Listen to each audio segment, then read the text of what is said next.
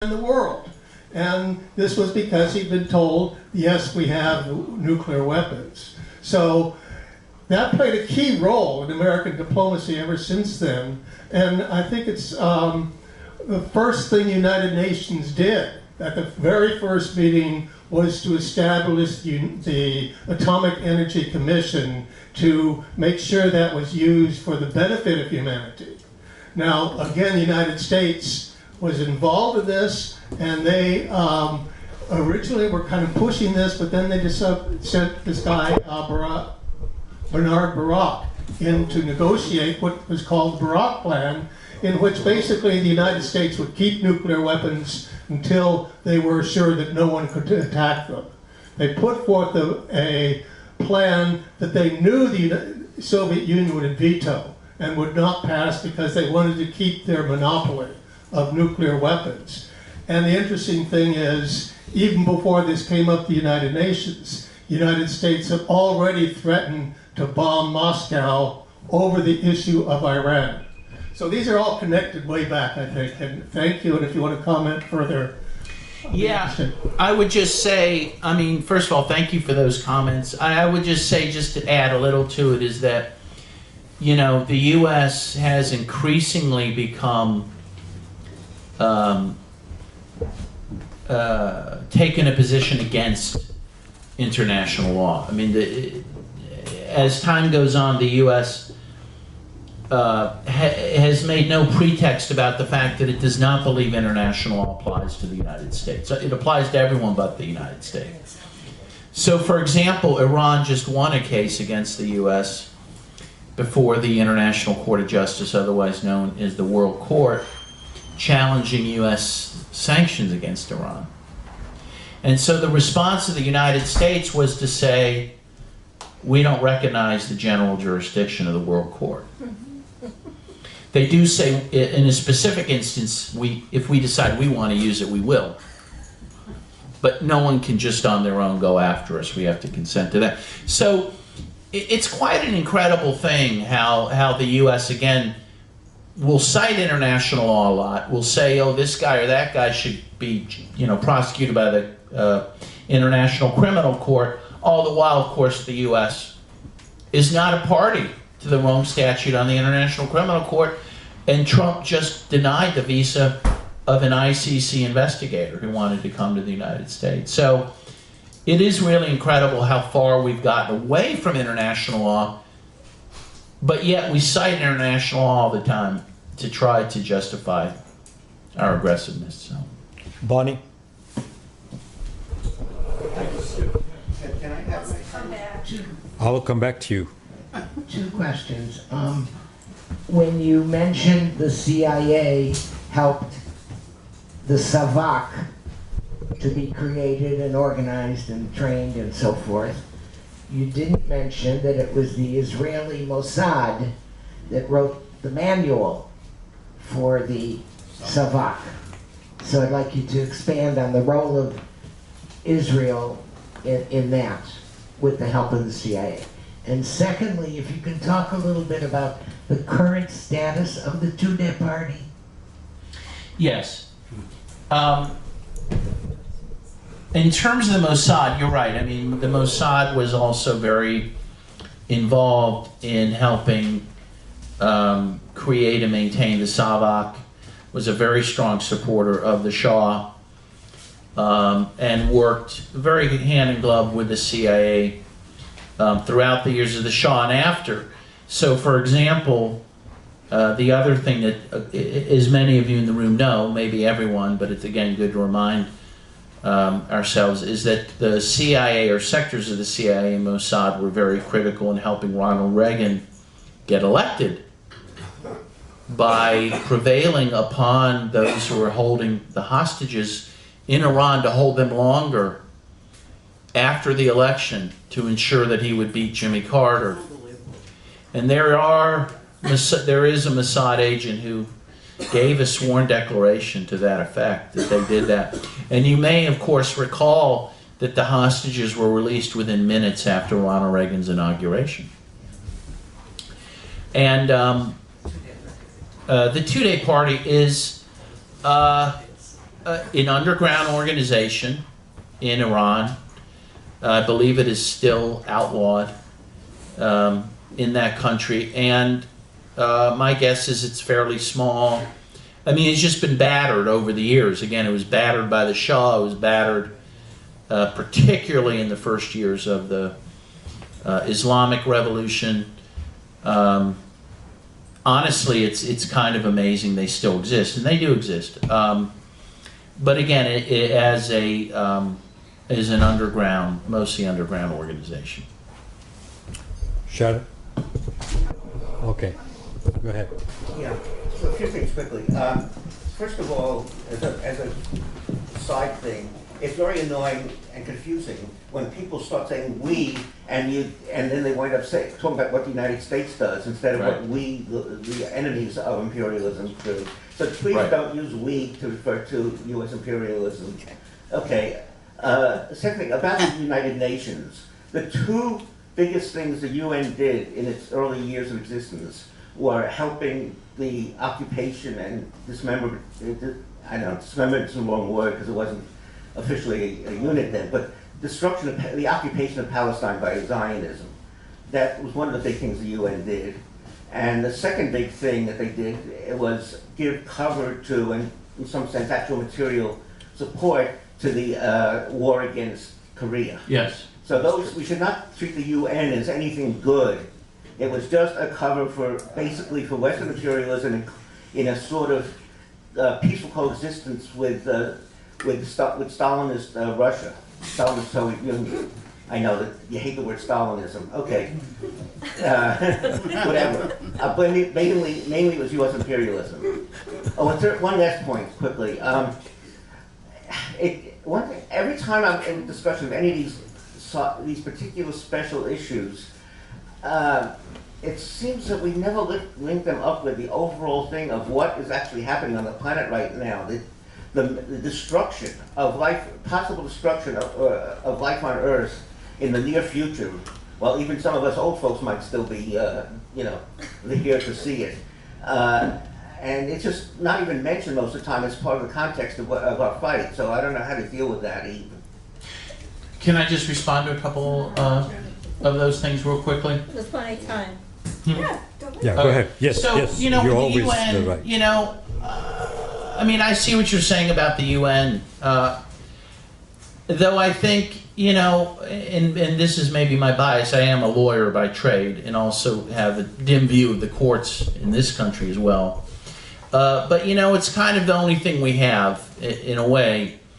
And, you know, I try to use what we have, you know, and try to use the law we have. And if it were at least applied equally to everyone, that would be a huge gain. And I understand it's not, but you know, if it can be used as a tool for that, at least the UN exists as some force to potentially curb war. But I understand that it's a very imperfect one. No, imperialist. It's imperialist. And you said something else I wanted to say. What was the last thing you said? About the context of the global catastrophe. Yeah. Well, the one thing I do say often is that, you know, the U.S. military produces more CO2 in the world than pretty much any other country, even the United States. That is to say that if you look at the U.S. CO2 production as a nation, you really have to double it because of the U.S. military, which their CO2 is not officially counted. But imagine, and you think about it, the U.S. has at least 800 military bases around the world. Just think about all the CO2 it emits. And by the way, you know, I mean, all these things are linked. And around every U.S. military base, there's brothels. So think about all the sexual exploitation that we export through. It's really incredible. The U.S. war machine is a threat to humanity on so many levels: environmental, sexual exploitation, etc. And that is, I think, how we link the issues. And look at the environmental destruction that war creates.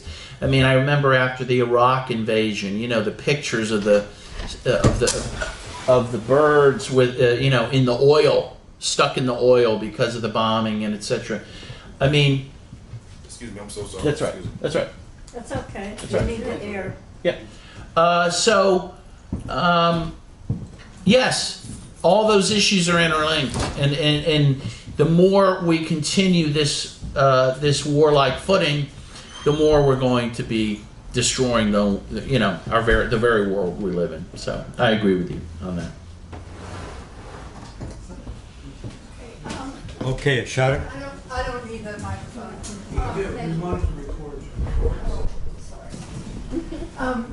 I really appreciate the thing you said about how our country is ideologized or ideological, and that it's irrespective of party, and that the Democrats play a large role in fostering and keeping the American people blind to what's really going on. So you wrote a book about how the U.S. was plotting against Russia, right? Right. And I'm just wondering, given how almost every American believes that that Russia was influential, if not key, to the election of Trump, and that they horribly intervened in our electoral process, et cetera, et cetera. What do you think now? Have you changed any of your thoughts about that? I remember you said it's going to turn out to be a nothing burger, but that nothing burger, has really taken over, and it's really, really hard. Those of us who are fighting to build a resistance, one of the main things that we're up against all the time is, but the Russians did this. It's incredible. Yeah, no, I'm stunned by it. I believe, in the sense that I still believe it's a nothing burger to the extent of what the Russians actually did. Even if we believe everything that Mueller says they did, it kind of amounts to little compared especially to what the U.S. does to overthrow foreign governments. We're kind of left, again, just with the allegations, we're left with the claim that the Russians, had a fairly modest amount of Twitter and Facebook postings before and after the election, and that they allegedly hacked into the DNC computer and told us, but I don't think they did. But even right. But even if we assume they did, and then showed us how the DNC cooked the election for Hillary against Bernie Sanders, I don't see that as a great crime of the century. Again, even if we accept the allegations, it's kind of a joke. They should get an award. Yeah. But on the other hand, I think what you're saying is that it's not a nothing burger in terms of how the narrative continues. In fact, I saw after Jeffrey Epstein died in prison, they said, a guy who, the Russians did it. Or they said, this is very Russian that this would happen to him. Yeah, everything bad that happens is Russian. No, it was Prince Andrew. Right. I saw, of course, what's his name, the Senate Majority Leader, Mitch McConnell. They're calling him Moscow Mitch. I don't even know where that is coming from. Moscow, whatever, the city. There you go. But, so the narrative continues, and that's why I think it's so important to undermine the narrative, because, the Russians, again, it sounds like a lot that we heard during the Cold War, the first Cold War. It was all the Russians are coming, right? And every time we wanted to overthrow a government, it was because they were close to the Russians. And again, you're hearing some of that with Venezuela, too. That's a big thing now. I just think it's really up to us to really expose that anti-Russia hatred for what it is, that it's a propaganda tool to inspire people to support war. But obviously it's a powerful one. And I think it's a brilliant one because it really taps into the DNA of Americans who are very quick to hate the Russians. There's the Bob Dylan line from his song, with God on our side, right? And he says, I've been, what does he say? I learned to hate the Russians, yeah, for my whole life. You know, and we're still being taught that. And that's why we have to fight against that. You know, and again, I know we don't love the government in Moscow, and it's not what it was, that, you know, and but they're not our enemy, you know, and they're not some great evil in the world. And it's just, again, really troubling to me, again, particularly how liberals have latched onto that is what they see as their electoral salvation. But I'll assure you this, what I think I'm right about is, if they think they're going to ride to the White House on Russiagate, I do think they're wrong. They will lose. They need to ride the train of providing housing for people and Medicare, etc. Yeah. Trump already did that. Okay, so next question is coming up. Or comment. Just three brief questions, no statements, related to your talk, basically. So, is it not working? Yeah, it's working now. Okay. So sanctions, how are they working so completely? Why is the European Union genuflecting so much to us on the Iran issue? To the United States, right? Yeah. And I know, why is the European Union being so deferential to us on the sanctions issue with Iran? And then the second question is related to Gibraltar and this warrant for the vessel. I'd never even heard of this. I thought Gibraltar is under some protectorate with Britain, and then how is it we issue a warrant to basically hold the tanker? I mean, how does that work? And then the third thing is the policy towards Iran. How much do you think is being driven by Bolton versus Israel, you know, versus Saudi Arabia? I mean, if Saudi Arabia and Israel weren't so interested in destroying Iran, would this be happening, or is this just mainly Bolton? Yeah, I'll answer this third question first, I guess. I mean, obviously John Bolton is a huge prime mover behind the aggressiveness towards both Iran and Venezuela.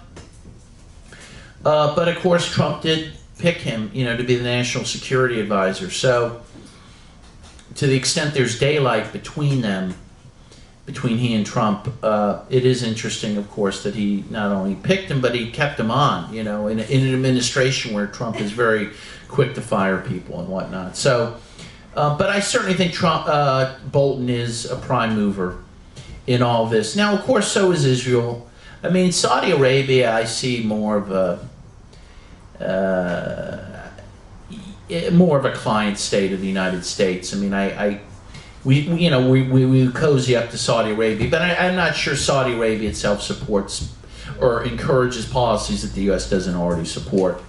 With Israel, I certainly think Netanyahu has, undue influence over this administration, clearly, and clearly is gunning for some sort of confrontation with Iran in hopes Trump will do that. I think they see Trump is probably their best shot at pulling that off.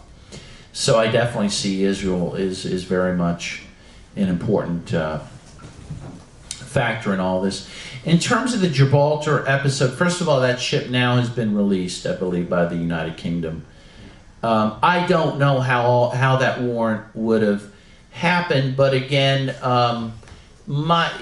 there are ways through what they call letters rogatory to try to perfect a warrant against a ship like that through another country like the UK. For example, of course, one of the most famous cases of this is the UK recognizing the warrant against Pinochet that a Spanish judge had issued, and then particularly in Europe, there's a lot of,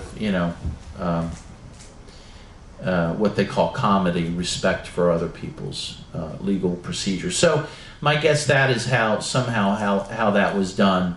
But also the UK, let's face it, they are the junior partner of the United States in its foreign policy, and I think are very quick to support the U.S. and what it's doing in its policy towards Iran. In terms of Europe, you know, why are they kowtowing to the United States? Again, I think the U.S. has a lot of economic power in the world still, and I think, you know, I think Europe simply says, okay, if it's between Iran and the U.S., you know, in terms of losing a trading partner, we'll lose Iran. You know, for them, it's pretty much an opportunistic calculation. You know, they originally promised, as you remember, to preserve the nuclear deal by continuing to trade with Iran and trying to overcome U.S. sanctions, but they seem to have given up on that, as far as I can tell. And that's certainly the Iranian perspective. Because you might recall, Iran waited a year after the nuclear deal was broken by the U.S. to see if Europe was going to bail them out. They haven't done it, you know. So. Okay. Are you done? Yeah. Okay, so the gentleman in the pink shirt is next. Right, you? Yeah, yeah. No questions? Okay, go back to him. Yeah. Can we? Yeah, I have a couple of thoughts and wondering how 15 minutes. you'd respond. I think you touched on the start of your talk. Since November 2016, we've had some of the largest demonstrations in U.S. history. In Oakland, the Women's March, a few months after that, was the single largest demonstration in Oakland's history. More so than anything during the Vietnam War, more so than Occupy. I mean, it was 80,000 people at one point. There's been huge demonstrations around a multitude of issues, but one giant omission. I think the largest probably anti-war demonstration vis-a-vis Venezuela or Iran or anything has been in the hundreds. And it's a credible disconnect. One possible way to help, I don't say it's a cure-all, is to have a simple out now, no military intervention. Regardless of people think of the ideology and the practice of the governments of Venezuela or Nicaragua or Iran, I don't think that should be the criteria for organizing. Even if people totally support, say, the government of Venezuela. I think it should be no U.S. military intervention. But still, though, it drives you nuts when you see otherwise progressive-minded people that literally set in at an airport during, you know, Trump's actions against immigrants, turn out en masse for the women's rights demonstration, which is great. I'm not belittling that at all. But still, when it comes to such a key issue of war and peace, there's very little resonance. So any thoughts you have about that? Yeah, well, I totally agree with you, and again, I do believe, you know, there's a few reasons for that, but I do see this humanitarian interventionism stuff as part of the problem. Again, I think people, liberals who would tend to protest, have, again, this weird idea that even with Trump in office, that somehow the U.S. is acting in the world to protect women's rights, for example, and to protect human rights. It's this very strange disconnect, as you said, that I think we need to, again, try to really cut through. And again, I think somehow people don't link the domestic issues to the international issues. Again, they want Medicare for all. Students want their debts wiped out. They want homelessness dealt with. But our resources are going out the door to war, of course, but they don't see that. And that's our job, to make them see that. I mean, that is our job, because the same people who are out in these protests should be protesting against war for the very reasons that I'm saying. So I just want, before, because I know we're wrapping up a little, and I do want to give a little time to sign books and for people to buy books. So if I could I make just closing remarks? Let's see if, unless one more person who wants to ask a question, then we do it. One more. Anybody? Okay, just the last person. We're done. Anybody who's very willing to have a question, ask a question, can you just wait till after the program, ask him directly? Because we have 3 people who have not spoken. Okay, Really everybody okay? Fair, you know. Okay, so you go ahead. Excuse me, Raj. Yeah. Okay. I guess go, yeah, he's up to bat, so I might as well let him go. Rich wants to speak. All right. Okay. It's hardly worth it. it's already worth the time, but I had been since early wanted to say this one thing, and we've talked around this. So I remember approximately 74 or 5, right before the war in Vietnam was over, and there's all these other issues bubbling up. And friends of mine up here, when I lived in Fresno, come down and said, would you help us with this human rights working group? That was the name of it. And I think they in particular were working on the Philippines, but there was countries, you know, dictators all over the place. And I said, it's not till the Vietnam War is over. So 6 months later, 75, April, it's over. And Jimmy Carter, somewhere in that period, or getting ready to run for president, and he is a big friend of the Human Rights Working Group and the Human Rights people.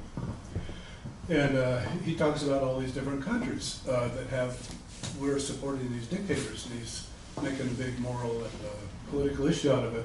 And I don't remember exactly if it was 1 or 2 months, 6 weeks, whatever. Shortly after he was elected president, he turned his main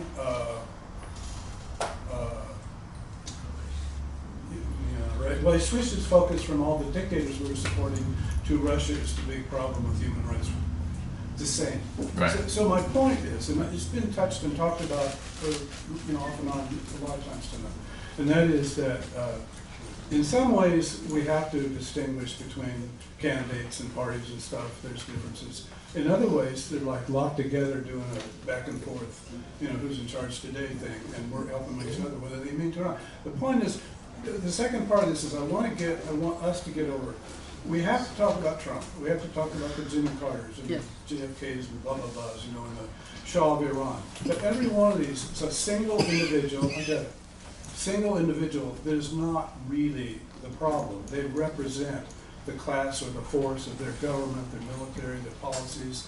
And if we can say their name, but we need to talk about the reason they have the power is because whatever conflict they're in, whoever's supporting them, is keeping them in power, including our own government and ourselves.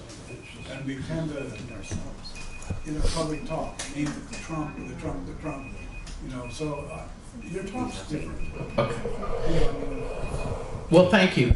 Okay, you can wrap it up. Yeah, and what I guess what I'd like to say, and it does actually, one of the questions made me think of this. One, again, at least one thing that continues to come up in my mind on all this is that there is this very strongly held, almost innate belief, again, that to protect democracy and human rights and other rights around the world, that the U.S. has to intervene militarily somehow, and that we need to support that, right? And that's very much a view held by so many people, when in fact the main thing one could do, and I think this is what we need to emphasize, again, especially given that the U.S. supports 73% of the world's dictatorships, the thing to emphasize is not to think that human rights needs to be preserved by the U.S. intervening, but by the U.S. stopping to intervene. That is the real focus. And like, for example, the one example given that you gave about, oh, well, but wouldn't we have supported someone to go in and intervene and get rid of the Salvadoran death squads? In that case, again, what you needed to do, and what people did do, is say, U.S., stop supporting the death squads. It wasn't that intervention was needed. It was needed that we stop the intervention. And I can say in almost 99% of the cases, that is what the demand needs to be. But it's a change in focus and a change of perspective that we need as a society. And information. Yes, that is not getting out there. So that's it. Grab a book. I'll sign it for you. Thank you for being a great, great audience. Appreciate it. Thank you, Dave. Thank you.